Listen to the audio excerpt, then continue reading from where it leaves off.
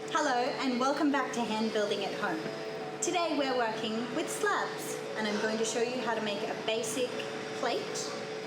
So you will need a banding wheel or a lazy Susan, a pin tool, some clay, a rib or a library card, a bat, and some props or some CDs or some books that are the depth that you want your slab to be.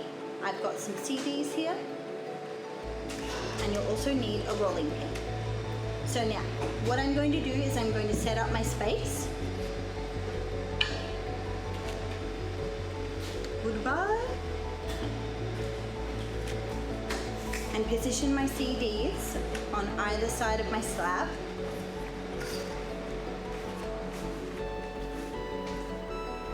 Keeping in mind how big I want my piece to be. So I'll need to consider how long my props need to be for how long I'm going to roll out my piece. And I'm going to take my rolling pin and roll from the middle of the piece of clay away from me, and then towards me, away from me, and towards me, and every now and then I'm going to flip the clay over so I don't stick it to the table. Away, towards. This just eliminates you doing more work than you need to, or you can just sit here going like this. And I can turn it around to even it out. And your props will ensure that you get a nice even slab. You might see some little bubbly bits turning up on the surface of the clay. Might be a bit hard to see here, but there's some little bubbles here just on the surface. These are air bubbles. If you come across air bubbles, you need to just give them a little nick with your pin tool and press them in. And then you can add a little bit of moist clay and smooth that in. If your clay is really wet, this is the exception to the rule with scoring and slipping, but you need to learn the difference and the cutoff point. So if you're working with really new wet clay, you can just pop in these little bits to your slab. Otherwise, score and slip if you're worried. Now we need to compress our slab, so we're aligning the particles nicely. We're also evening out any of the inconsistencies and smoothing out the surface.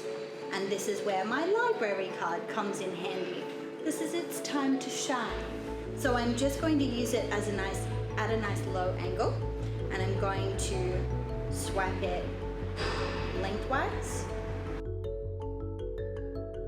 Give it a little clean off. If you're working with a metal rib particularly, remember to take the clay off with your fingers, bringing it outwards rather than sliding your fingers down, otherwise you will cut your hand, and I've done it before.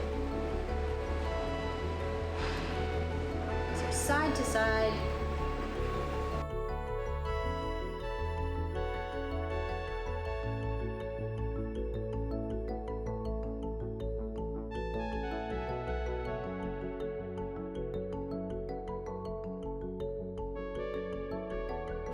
So now you're ready to cut your plate into shape. You can choose whatever shape you want. I'm going to go with a simple circle. And you can also make your own template or use a template being an existing plate, a jar, anything you can find around the room that looks to be the size and shape for what you want. And use your pin tool.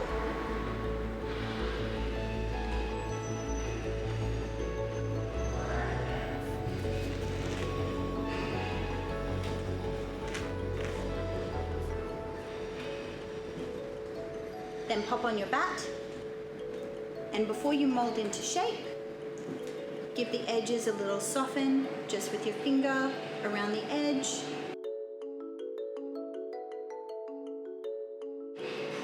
You can thin out the edge as well just by giving a little bit more pressure on a diagonal. Then flip it over and do the same on the other side.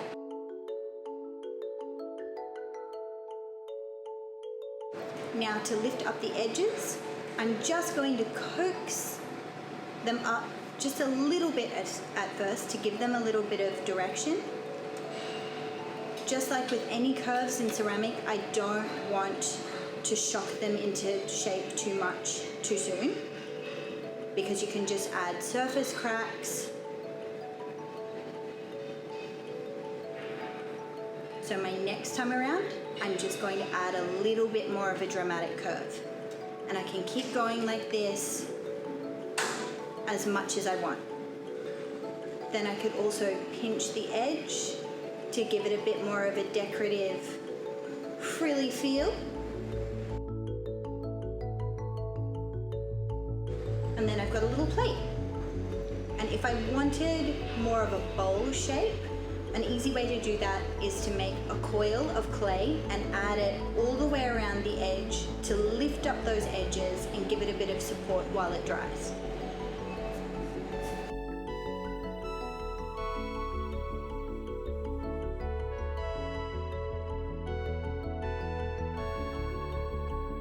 And now I'm just going to lift up the edges and add my coil just under the lip,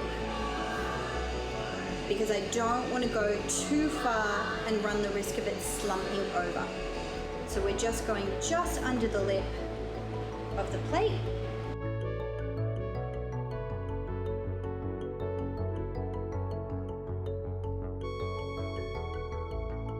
Once I've got my coil in place, I can just push down the center of that bowl .